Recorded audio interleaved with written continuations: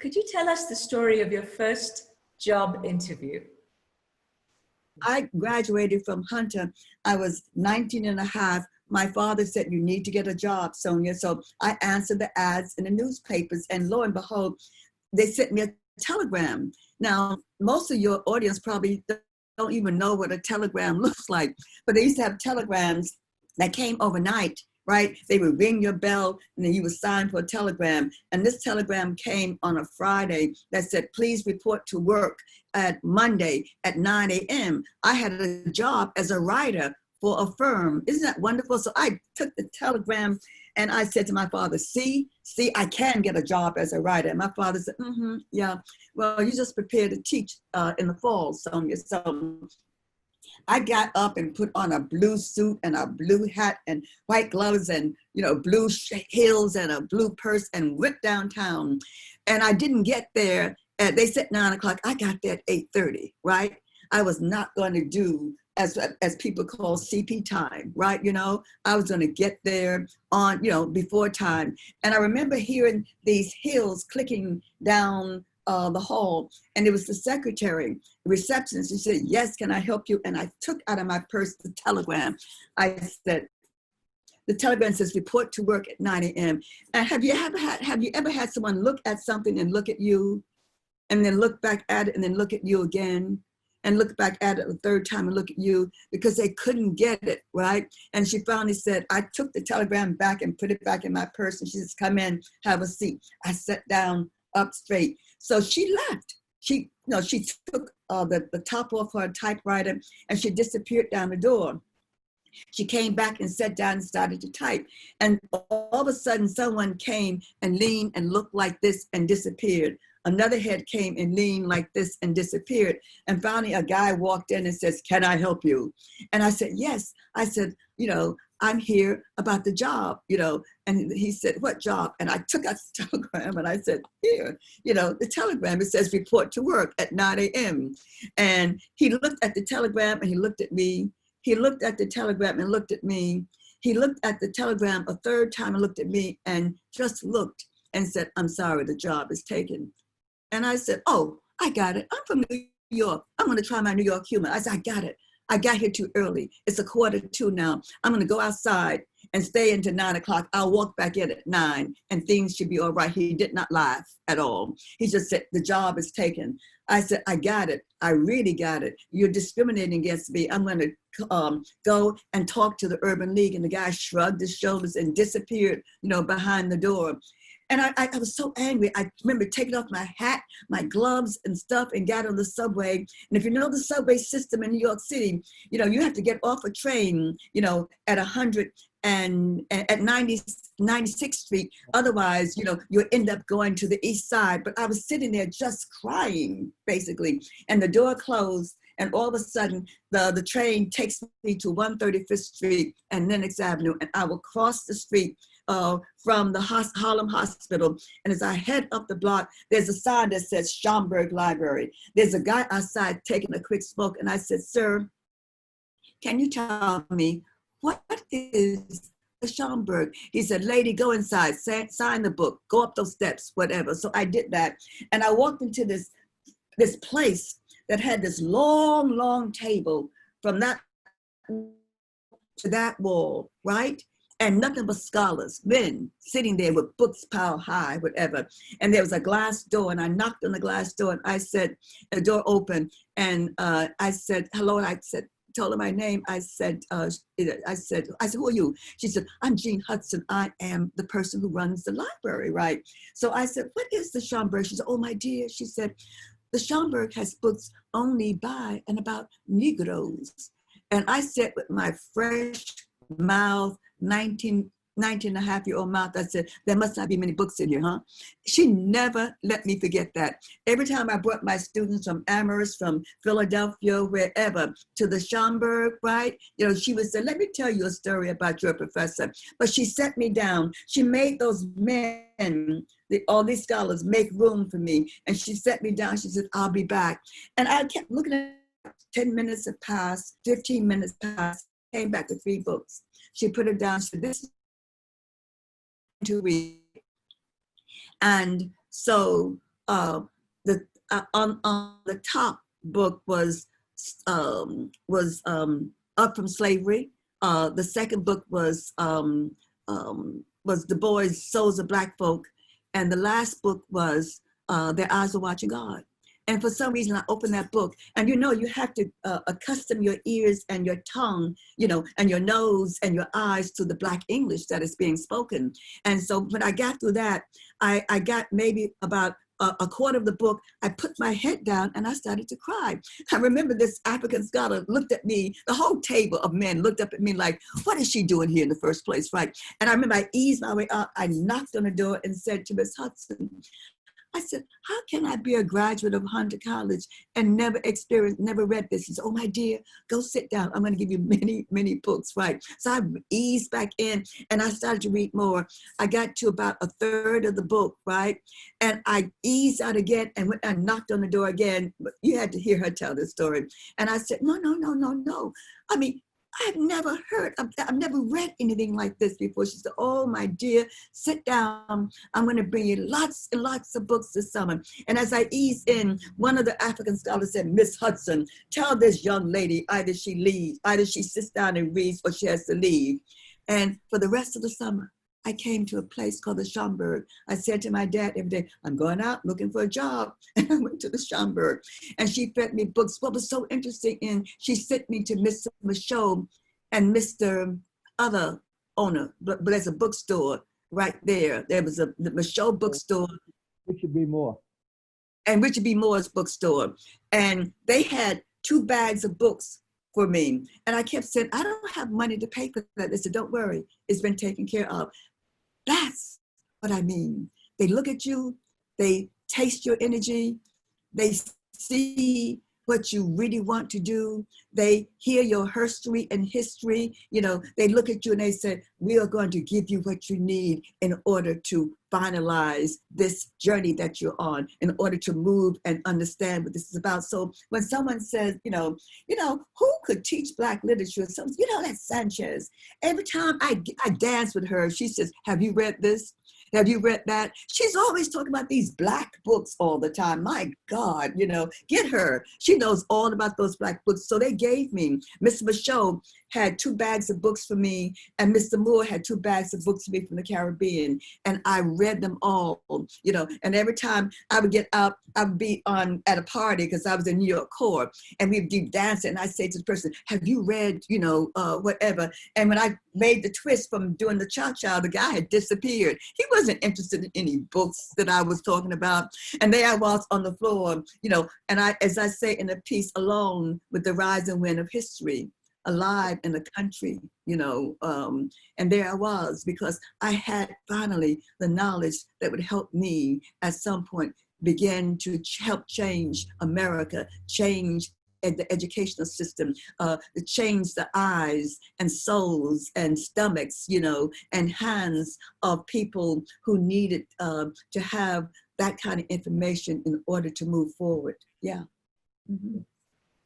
Could you read for us your powerful poem, Middle Passage? Right. This is a poem that I did at the Painted Bride with some musicians. We had a program here at the Painted Bride in Philadelphia, and we finished. We did about an hour and a half of on stage, and so we were bowing together and saying, "Woo!" You know, that was a long set. And some people said, "No, you can't get off. One more." So I had given my my books to Marani or Mungu. I think they were both there to take on stage. I said, "Well, I don't have my books with me," and so the brother said to me, "Oh, well then just you riff, you know." He said, "You're a poet, you know, whatever." And luckily enough, someone taped it, because this is what I riffed at the time when they began to play this magnificent music there at the Painted Bride.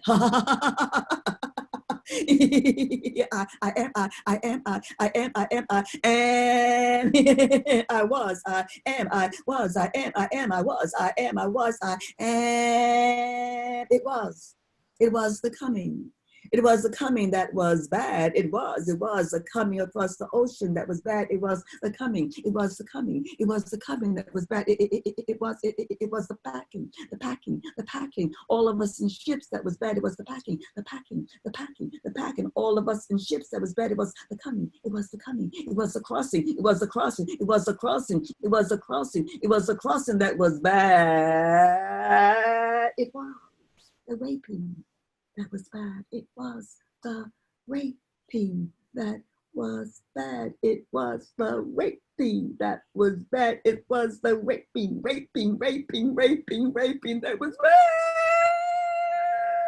It was the silence. It was the noise. It was the silence. It was the noise. It was the silence. It was the noise. It was the silence. It was the noise. It was the silence. It was the silence. It was the noise. Noise.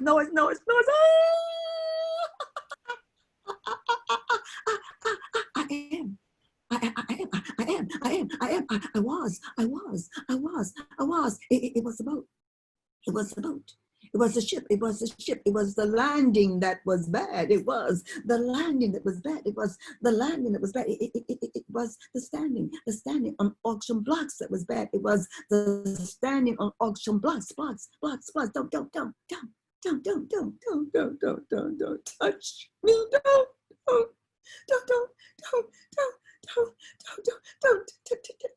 touch me, please. Alegba, Olaku, Oya, Yemaya, Shango, Massa, Jesus. It was the standing that was bad. It was the giving birth that was bad. Every 9 months. I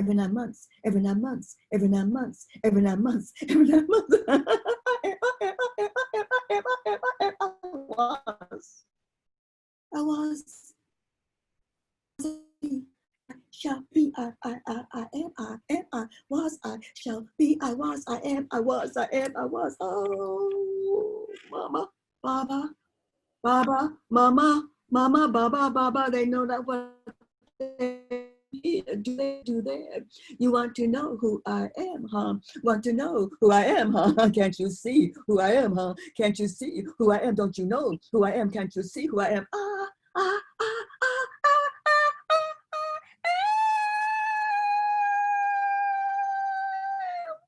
Where are you, America?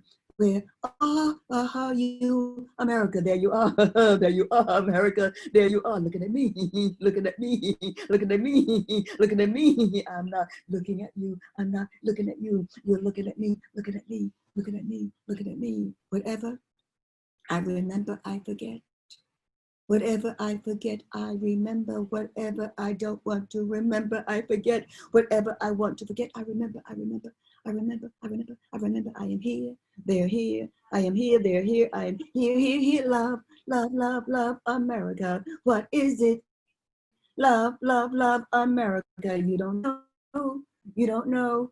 You know, we know. It was the coming that was bad. It was the coming that was bad across oceans, across seas, across eyes, staring. It was the coming, dying, living, coming, dying, living, dying, coming, dying, living. How to live, live. Facts. How to live, whites. How to live, Latinos. How to live, Africans. How to live, Native Americans. How to live, Asians. How to live, gays. How to live, lesbians. How to live, Jews. How to live, Chicanos. How to live, Muslims. How to live, transgenders. How to live, bisexuals. How to live African American. How to live African American. How to live love, live love, live love, live.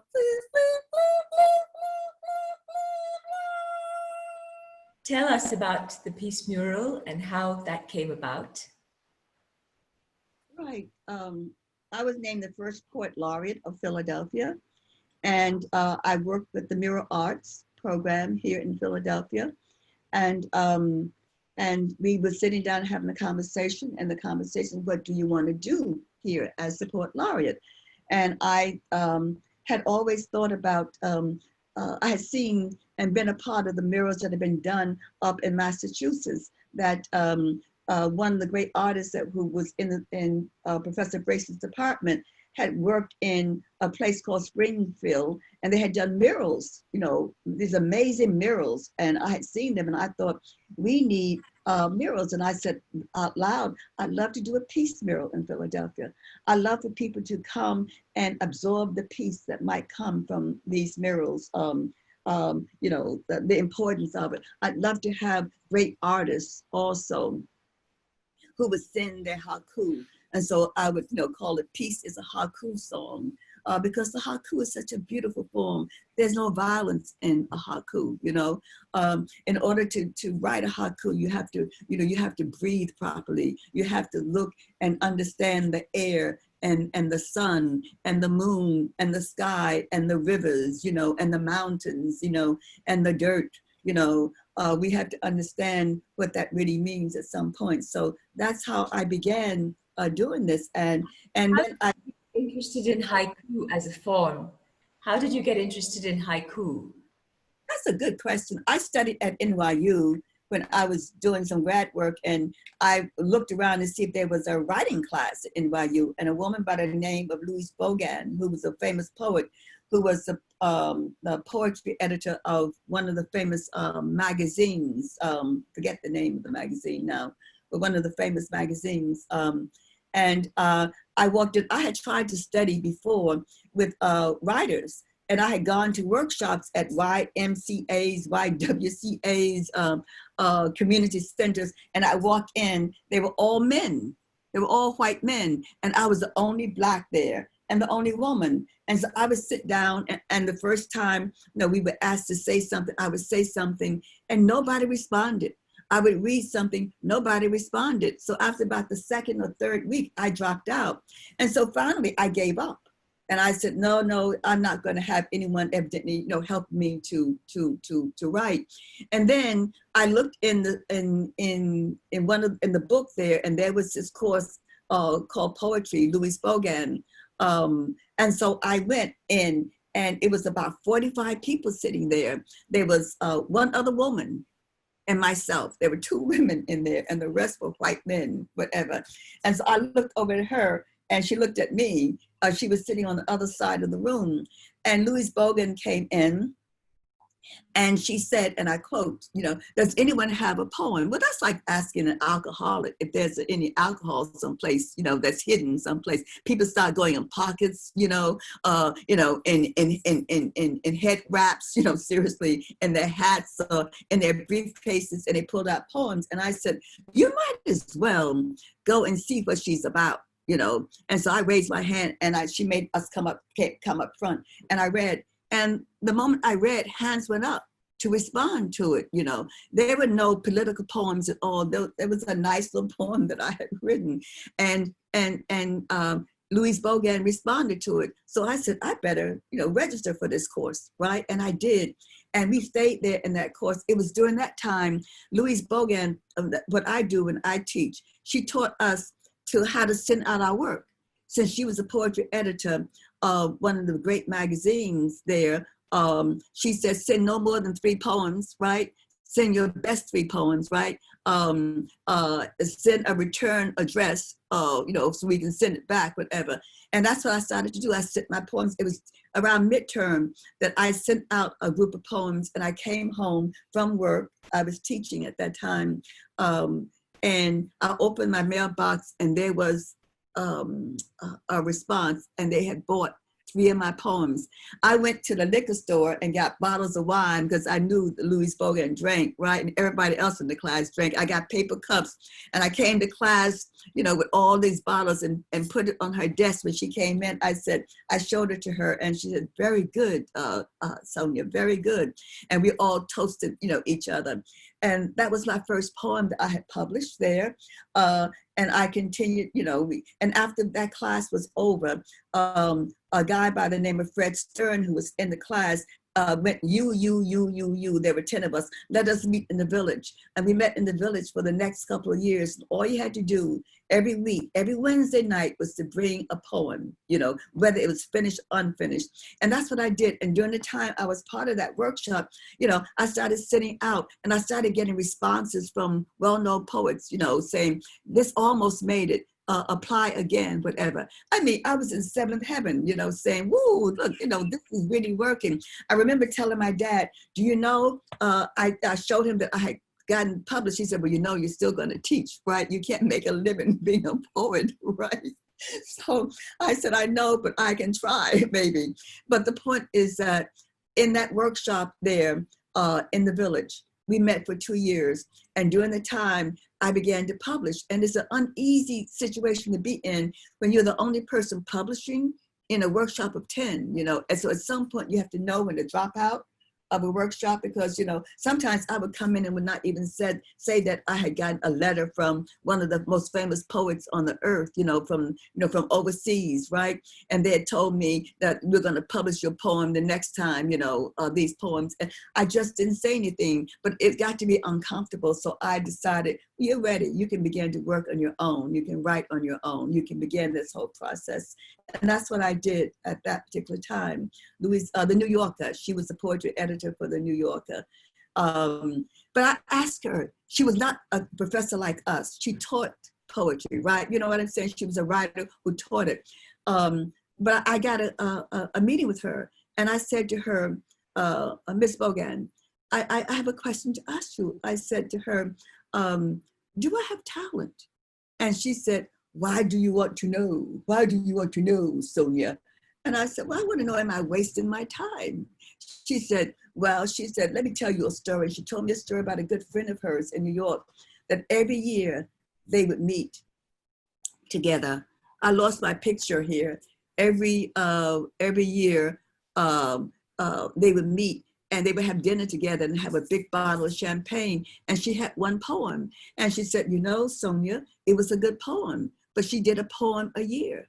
She said, you and I know from the way I've taught you that you've got to write constantly. That if you want to be a poet, a writer, you cannot write one poem a year. That's not going to do it, whatever. That's not the energy that I see coming from you and the students in this classroom. So I said, yeah, I know. Do I have talent? She said, yes, you do. But the point is, what are you going to do with it, Sonia? And I said, I got it. I think I know what to do with it, And I was so grateful for her, that I finally got someone teaching poetry, someone who was a practicing poet, who said, you have talent to study, continue to write. And so I started to write the haiku. She said at the end, go into the 8th Street bookstore, and look at some of the poems in there. And I came across a book of haiku, which I write about in Morning Haiku, that, I come across this book, and it was all the way at the top. I remember asking the young man, would he get it for me? And it was this beautiful cover. I never shall forget it. And I remember I slid down on the floor. I opened it and read the first haiku. I slid down on the floor and started to cry. It's like I had found me. I found this little me. Everyone always called me Shorty, and look how small you are and whatever. But I had found me in 3 lines. I said, that's my breath in those 3 lines. Because in order to write the haiku, and to recite it, you recite it in one long breath. When you write the haiku, you're writing about something you have seen, something about nature, but also about the nature of oneself also too. And one of the things I tried to do with the haiku in terms of being a Black American, going back researching, Richard Wright wrote the haiku, but people in the Harlem Renaissance also wrote the haiku. No one ever talks about that. So I was able to see that this was not an alien form to me at all. And so therefore I took the haiku and I began to write, so I've written haiku to famous people from Sister Toni Morrison, Sister Margaret Walker, Sister Maya Angelou, right? I've written these haiku to people who have done work, in the world, who've done work in terms of civil rights. So there's a whole group of women poets also I've written about. I've written haiku to the great Max Roach, which was, if you go and Google Max Roach online, you see the cemetery, and they have my last haiku I wrote to him is inscribed on the cemetery. Shall I read it to you? No? Yes? I'll just read that last one. What's inscribed on the tombstone there, if you go in that place where, Woodlawn Cemetery, which is about 30 minutes from 135th Street in Harlem. In that place are buried is Duke Ellington, Miles Davis, Illinois Jacquette, Sia Cruz. All these people are there. And the last haiku, there are 10 haiku that I did for him. The last one is, I say, your hands shimmering on the legs of rain. Your hands shimmering on the legs of rain. This great man, this great musician, in a documentary that they did on me, Sister Maxine, his daughter, and Brother John, we're all up there at the cemetery together, looking at this most beautiful black marble, and there is the haiku inscribed on it. What an honor that was to have been there, to see that, to have seen that, to have been a part of those musicians there, and our dear brother John and I said out loud that I'm sure if you come up here and as it's beginning to dark, they'll play a music for us. They'll play a jam for us. They'll begin to play. Back to the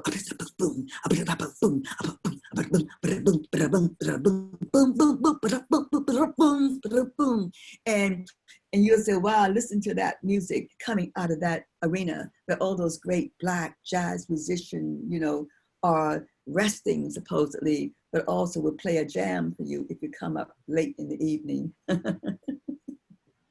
Both of you were involved in the civil rights movement.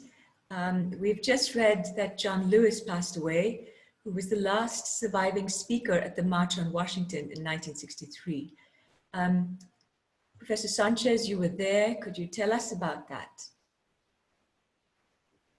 That was an amazing moment when they announced that they would have a march on Washington. I was in New York Core, and people got buses, to go down. I can't move on buses; they make me sick. The motion and movement. So I came down by train with some other people, and I remember my father said to me, "You can't go." And I said, "What do you mean I can't go?" He said, "It's going to be a lot of trouble." The newspapers were saying that it was going to be trouble, problems with it.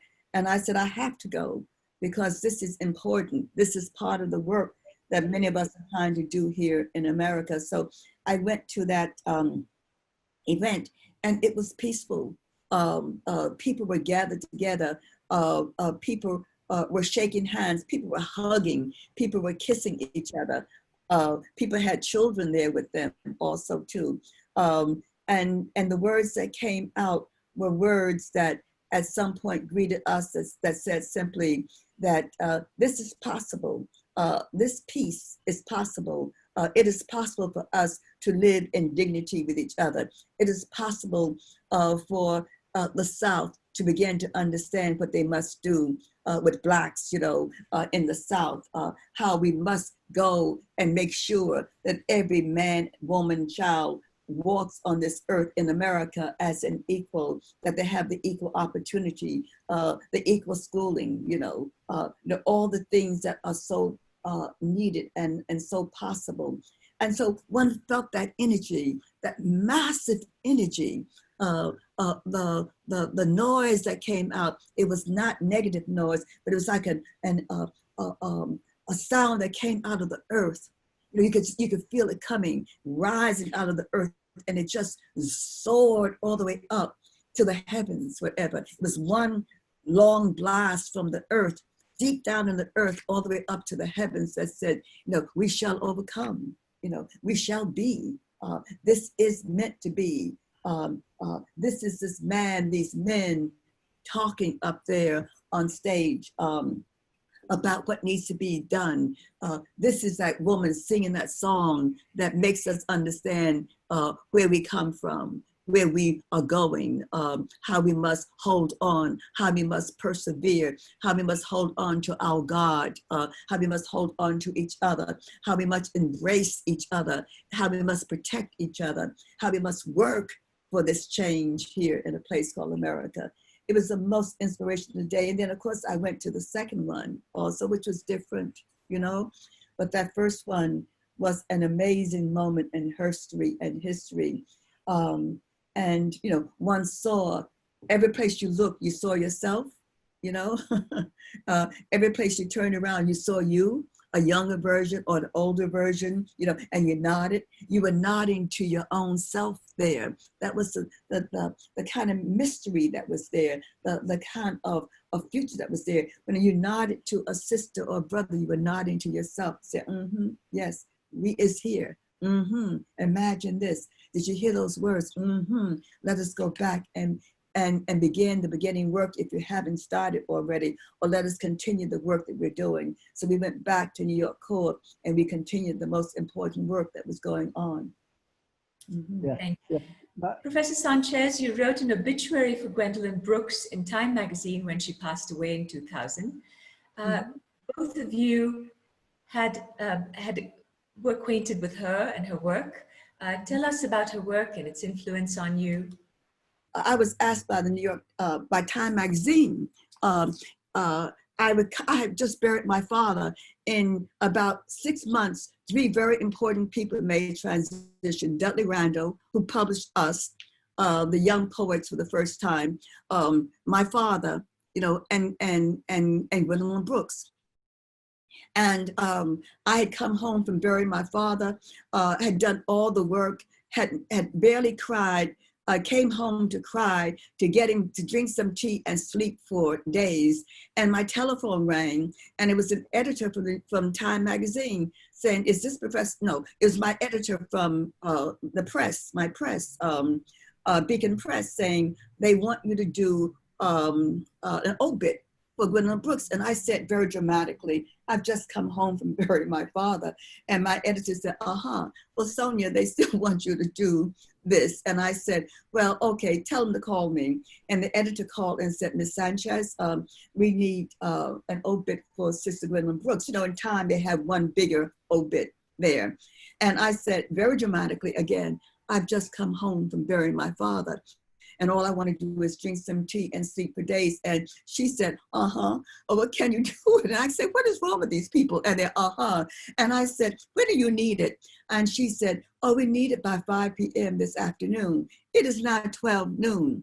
And so I said, "Are you serious?" And they said, "No, we really do need it by 5 p.m. Do you think you can do it?" So I said, "Let me get some tea. Let me figure this out." I went into my study and I pulled out my, my file cabinet. And because I was a teacher, I had all this work on Gwendolyn Brooks, but I also had some work that I had done on her. So I pulled out some things and I called them back and said, "Yes, I can." And I want you to understand and read this piece so anyone who's watching this and listening, understanding that we didn't come by the information just because we were so smart, right?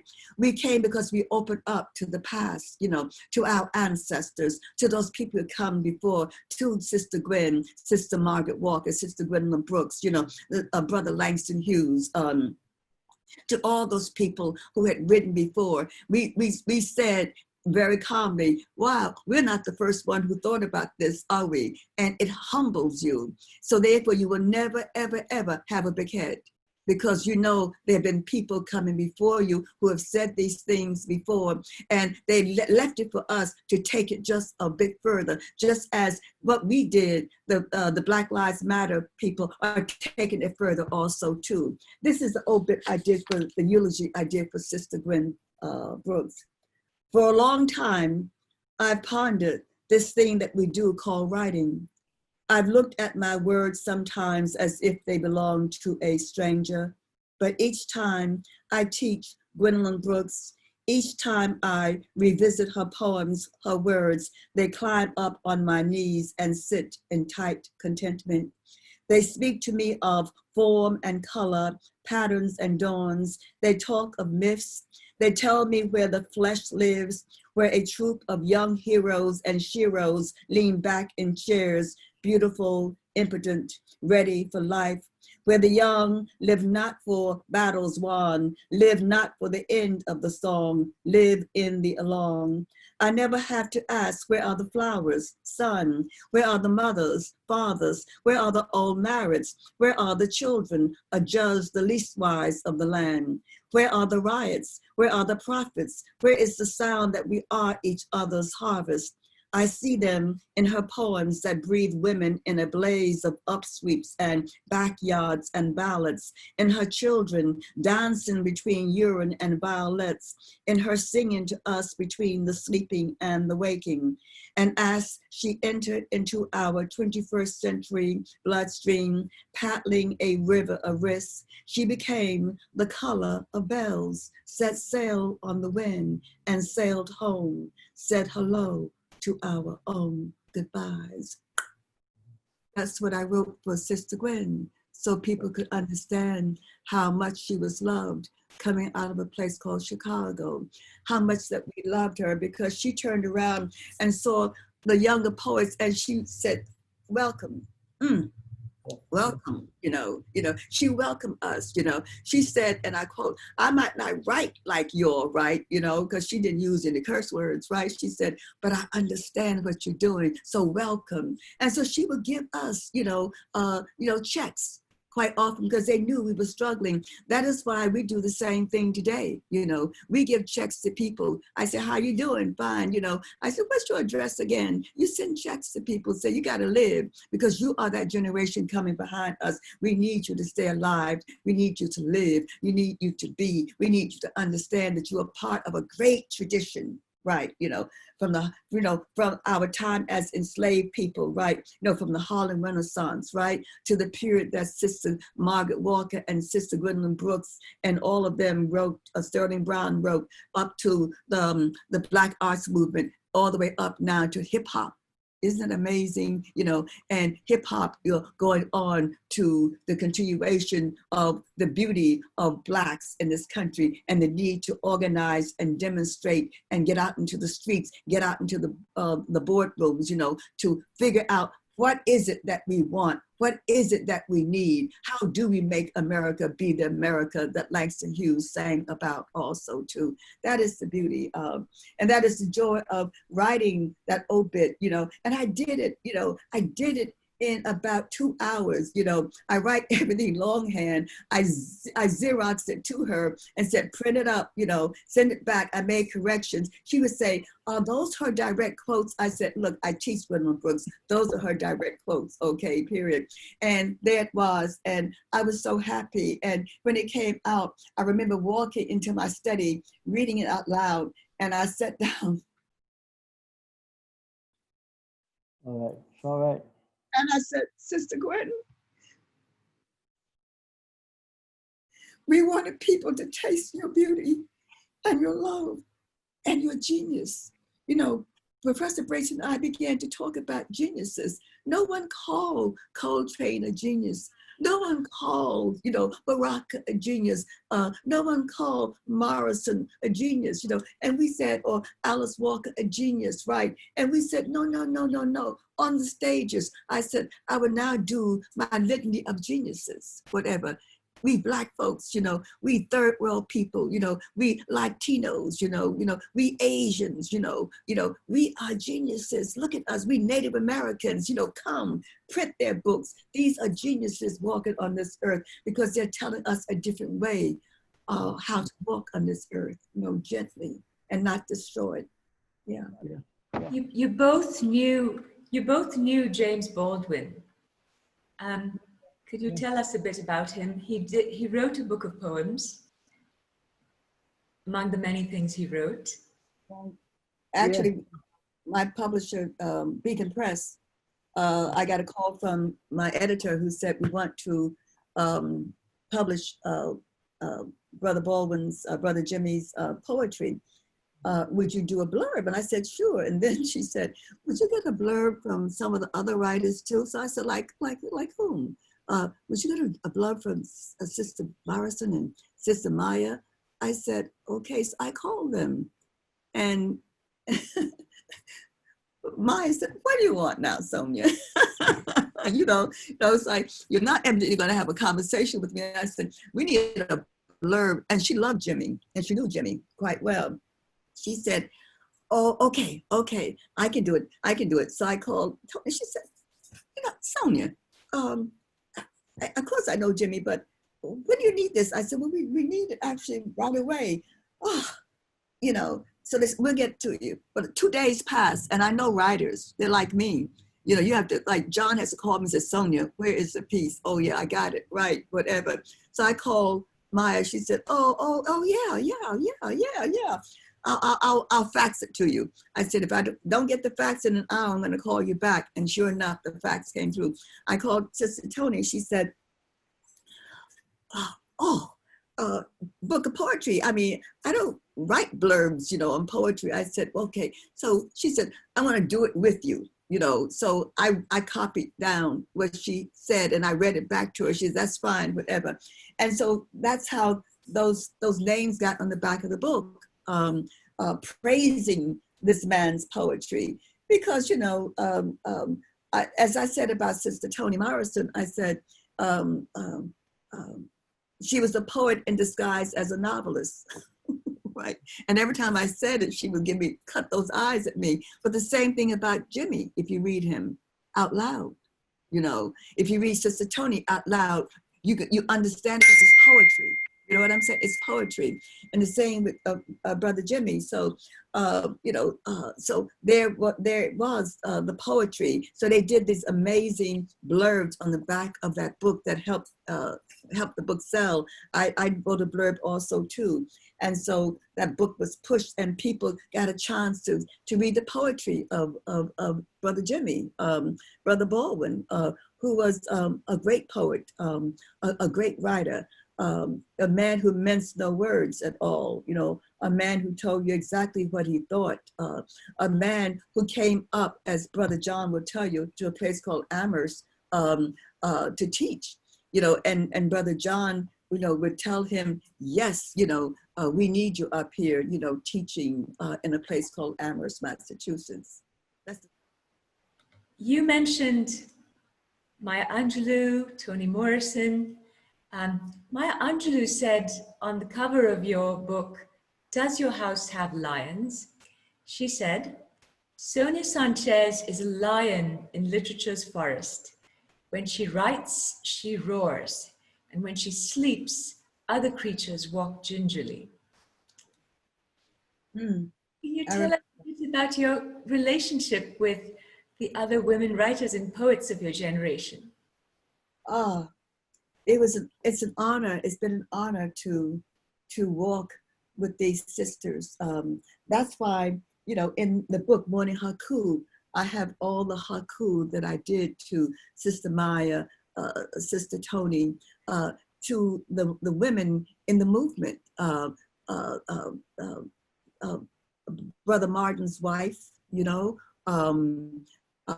all the women who were in the civil rights movement, I have haiku to them. These are women that I work with. These are women that I was on stages with. These are women that I listened to very carefully. These were women who corrected me. I was saying to someone, probably some of the trouble that I get in, maybe with some of the younger people, is that we were corrected. Is that so, John? If I said something and it was wrong, pretty much more said, "What do you mean, Sonia? That's not right. That's not right. That's not correct at all, right?" And they corrected you, and you listen. You listen very carefully, you know, as to what they said, what they were about. It was always the listening to what they had to say that we did that. So the joy of being on stages with Sister Maya, Sister Tony, we did an amazing program for Professor Bracey, Sister Toni Morrison, Sister Bernice Reagan. Bernice Reagan, and myself. There were 3 Black women on stage, right? Brother Bracey, Professor Bracey, introduced us. Some people played a piece for us, and that's what we did. We were these Black women talking about the world, talking about our art, talking about what it meant to be a Black woman writer, talking about the themes that we had, but being very human. And my whole point was to let people see us as human beings. You know, sometimes people see you as a writer, but they don't understand that human part of you, right? You know, indeed that you are these human beings, you know, who walk, you know, on this earth, you know, who are a part of what is going on, you know, in the world. And when I was on stage with them, we came together. You know, we listened to each other. I would say something, they would respond to it. There was laughter. There was beauty there. There was information. There was the sense of history there also too. Here we were, here we are.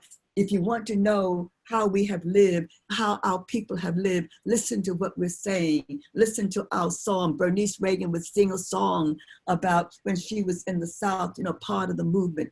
Sister Toni would read an excerpt of one of her books also too. But here we were talking about what it really meant to walk upright as human beings, that no longer can you look at us just as someone who wrote a book. We are these women, these human beings, you know, who we're striving to make us all human on this earth, to make us all walk upright as a human being. It is this thing that we did. It was a joy to be a part of who they were and what they were about. Yeah. Thank you. Thank you. Not in my door, believe it or not. I didn't realize that you were doing it right initially. Right. So much for this wonderful evening of poetry and history.